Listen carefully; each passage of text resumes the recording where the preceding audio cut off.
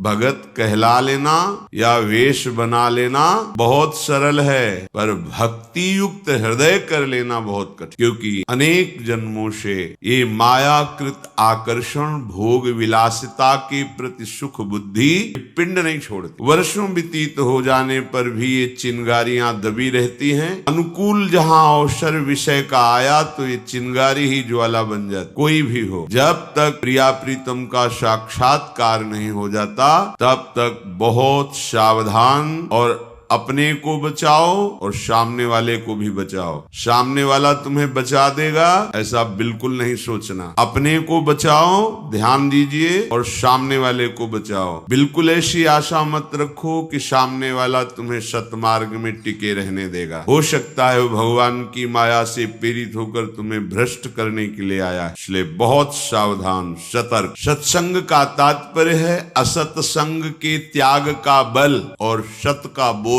यदि रोज सत्संग सुनते हैं और असत विषयों के प्रति तुम्हारा वैराग्य नहीं हुआ तो सत्संग क्या, फिर बकवास है, केवल वार्ता मात्र है। वार्ता का फल है जो हम भगवत चर्चा कर रहे हैं, भगवत चर्चा सुन रहे हैं, उसी में हमें आनंद का अनुभव करना है, उसी का चिंतन करना है, उसी में डूबना है। और केवल सुन के ही डूबना नहीं है, हमें वो लीला भी केवल देखना ही नहीं है, हमें लीला में सम्मिलित, ये उद्देश्य। अगर आपका उद्देश्य विहीन जीवन है, लक्ष्य नहीं बना श्यामा श्याम की प्राप्ति, तो बहुत काल तक वेश धारण करने पर भी आप साधुता के मार्ग में नहीं चल। वेश तुम्हारी रक्षा नहीं करे, उद्देश्य तुम्हारी रक्षा। तुम्हारा उद्देश्य दृढ़ हो जाए, मुझे भगवत प्राप्ति। ये भगवत मार्ग देख सुन करके सब लोग जा रहे हैं तो हम भी जाएं, ये ऐसा मार्ग नहीं। ये विवेक विचार पूर्वक कदम बढ़ाया जाता है। चाहे जैसी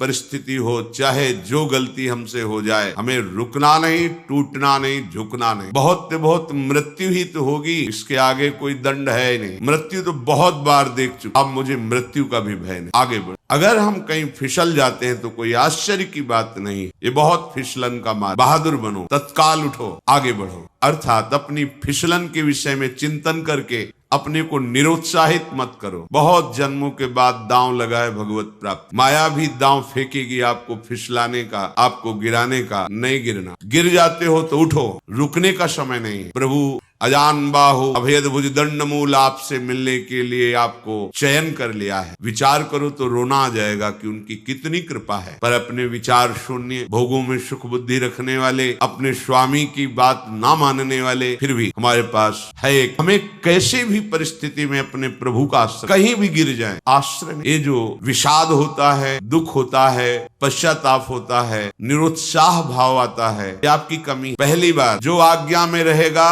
विश्व में किसी भी शक्ति की ताकत नहीं कि उसे गिरा सके। लिख लो, दिमाग में लिख। यदि आप गुरु आज्ञा पर रहोगे, शास्त्र आज्ञा पर चलोगे, विश्व ब्रह्मांड में किसी की ताकत नहीं, दैवी शक्ति की भी, कि आपको परमार्थ से भ्रष्ट। आप वहीं गिरोगे जहां आज्ञा का उल्लंघन होगा। फिर भी सुधार, 100 बार गिर जाओ तो भी रुकने की मन में वृत्ति नहीं आनी चाहिए। गिर गए, चूक हो, भगवान से क्षमा मांगकर फिर आगे। प्रभु ये जन्म तो अब ऐसा नहीं कि गलती हो गई तो गिर गए तो अब पड़े रहेंगे, नहीं, ये जन्म तो आपके लिए, नाथ आप संभालो, वो संभाल ले। यदि जीवन में भी भजन नहीं किया, अंतिम समय तुम्हें भगवान का किसी भी तरह से स्मरण आ जाए तो तुम्हें परम पद की प्राप्ति हो जाए। श्री भगवान कह रहे हैं, जो मनुष्य अंत काल में किसी भी तरह से मेरा स्मरण करके शरीर छोड़ता है, वह मेरे स्वरूप को प्राप्त हो जाता है, अर्थात भगवत प्राप्त हो जाता है। इसमें बिल्कुल संदेह ना करना। स्वयं भगवान, नास्त्यत्र संशय, संशय की कोई गुंजाइश। किसी भी तरह से भगवत स्मरण हो जाए, किसी कोई बहाने से हम प्रभु का नाम पुकार लें, या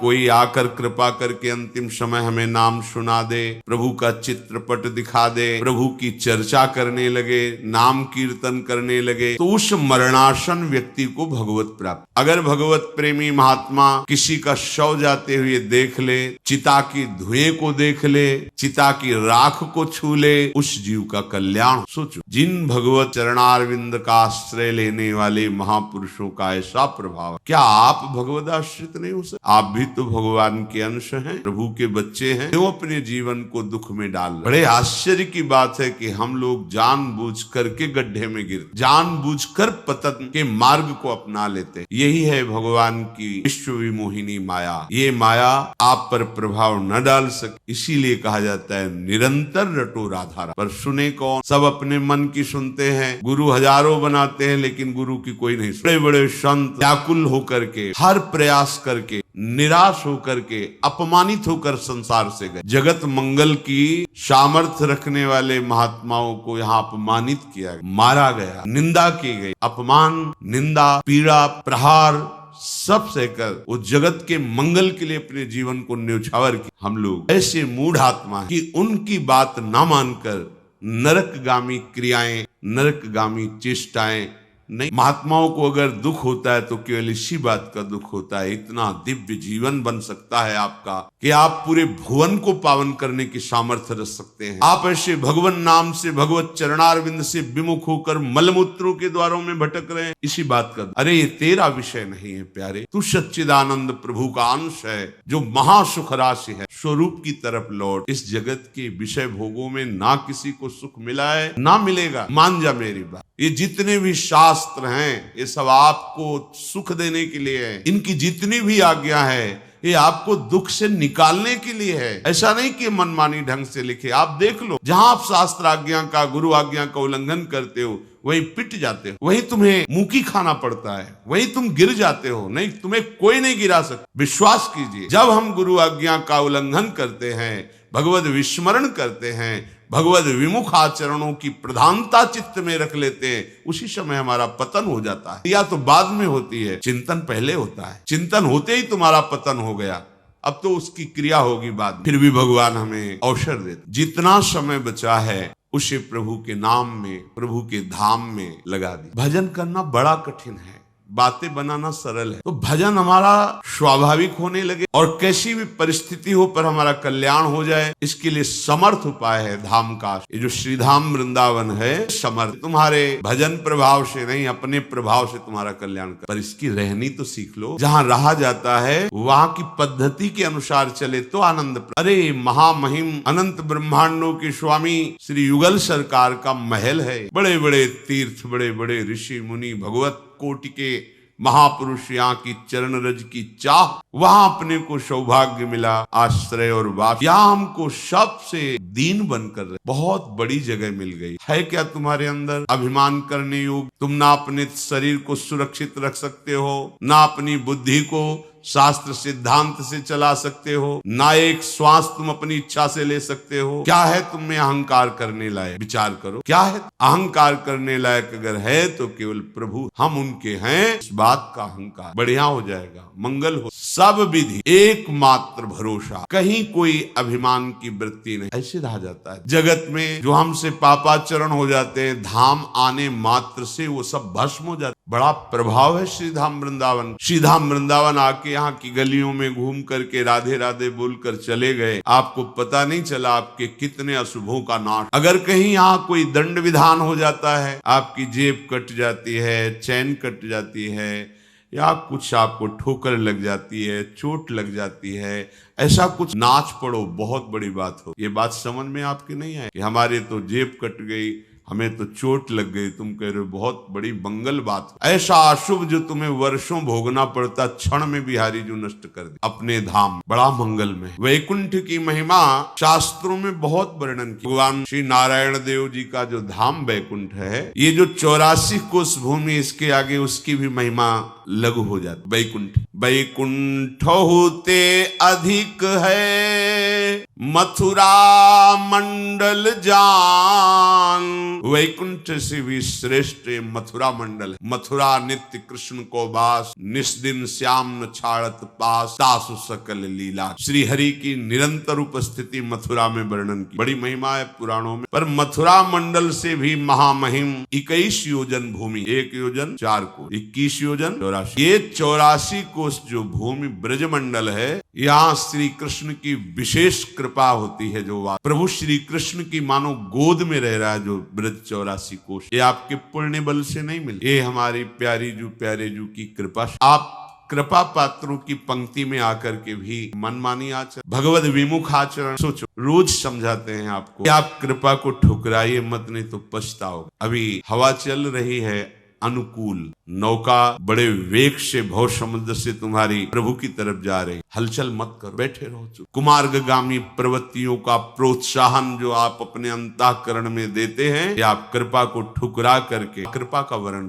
इतनी महिमा है इस ब्रजमंडल की, ब्रजरज में वास करने की, कि शिव शनकादि याचना करते। जो रज शिव शनकादिक याचक, सो रज शीस चढ़ाऊं, किशोरी तेरे चरणन की लाडली, कृपा कर धाम वास दे। कहीं भी किसी कोने में पड़ा रहूंगा, बैठ रहूं कुंजन के कोने, श्याम राधिका। क्या करूंगा इस रज में? श्याम राधिका प्रिया प्रीतम की रस भरी लीलाएं गाते हुए अपना जीवन यहाँ व्यतीत किया जाए। ये भगवत प्राप्ति का प्रेम गढ़ है। आप यहाँ आकर कुछ गंदी बातें, गंदा पाए रतन चीन्ह्यो नहीं, दीन्ह्यो करते डारी। ये माया श्री कृष्ण की मोहो महामहिम देव दुर्लभ मानव देह, ब्रज 84 कोश में ब्रजवासी अस्सी धाम वृंदावन। फिर भी आपकी चेष्टाएं वही संसार, वही लालच, वही भोग प्रवृत्ति। या चूक मत करो, नहीं तो रोते नहीं बनेगा, संभल नहीं पाओगे। अभी अज्ञान की धरा में हो, इसलिए आपको परिणाम नहीं दिखाई। परिणाम की तरफ दृष्टि रखो। जीवन कृतार्थ करने का तुम्हें अवसर मिला है। अनमांगे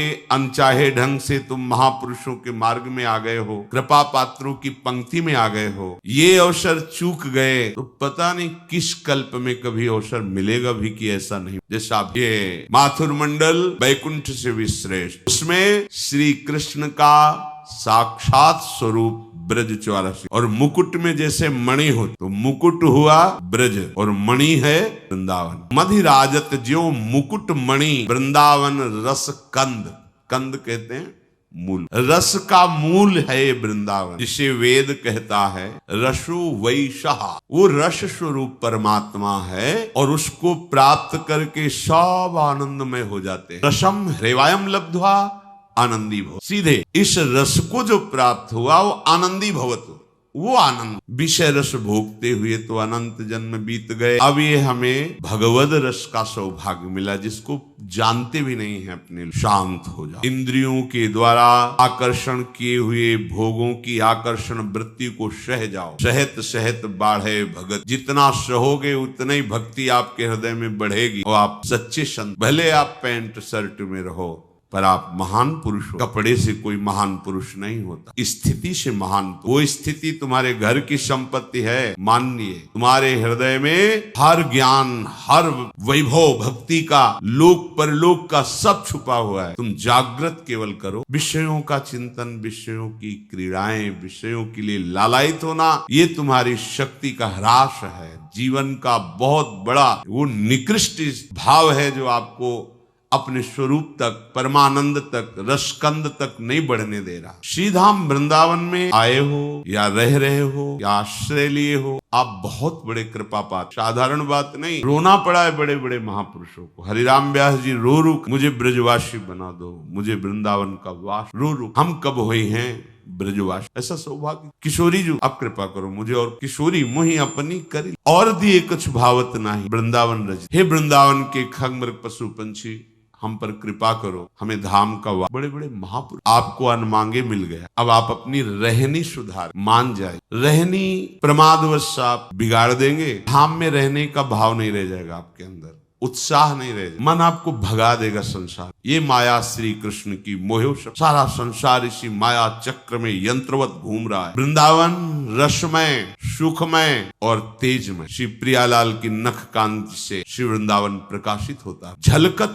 कोटिक चंद, श्री युगल चंद के प्रतिबिंब वृंदावन की स्वर्णिम भूमि पर, उससे प्रतिबिंब वृक्ष लताओं के पत्ते पुष्पों पर। झलकत कोटिक चंद, जिधर देखो युगल सरकार, पत्र प्रसून बीच प्रतिबिंब नख सिख प्रिया जनावे, बन की लीला लाल। श्रीधाम वृंदावन में अभी इसी क्षण यही प्रिया प्रीतम विराज। ये घर है, कहानी नहीं है कि थे, कोई प्रकृति की रचना नहीं है। वृंदावन ये था में नहीं है, ये है में है। आज गोपाल रास, आज खेल रहे, आज भोर में ही प्रिया प्रीतम, आज वन राज नंद नंदन वृषभानु नंदिनी, उठे उनींदे भोर। श्री लाडली ऐसी महाप्रेममयी है। राधा तत्व को बिना वृंदावन की रज का सेवन किए कोई जान ही नहीं जान। आगम निगम पुराण अगोचर रूप माधुरी, ये सहज प्रिया प्रीति जो जुगल जोरी, इसका रहस्य यही रज रानी और रसिक जनों की कृपा से लालजू को प्रेमाधीन कहा गया है। और लालजू के हृदय का संपूर्ण प्रेम समुद्र जब सार रूप धारण किया, प्रीति मूर्तिमती रस सिंधो सार संपदि विमला,